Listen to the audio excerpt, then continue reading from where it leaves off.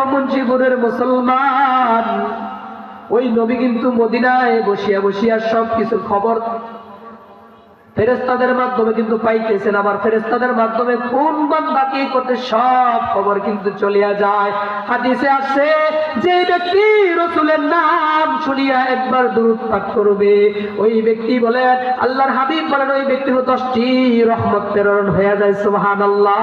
10টি গুনাহ মাফ হয়ে যায়, 10টি দরজা তার বুলন্দ হয়ে যায়।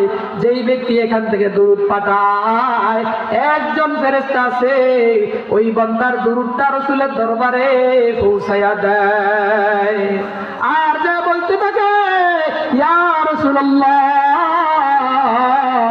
ইয়া হাবিবাল্লাহ, মুন্সিপুরের অমুক ব্যক্তির আব্দুর রহিমের ছেলে আব্দুল কুদ্দুস একবার আপনার উপর দুরূদ পাঠ করছে, আমি তার দুরূদটা আপনার কাছে পেশ করলাম। ও রাসূল, আপনি দুরূদটা কবুল করেন।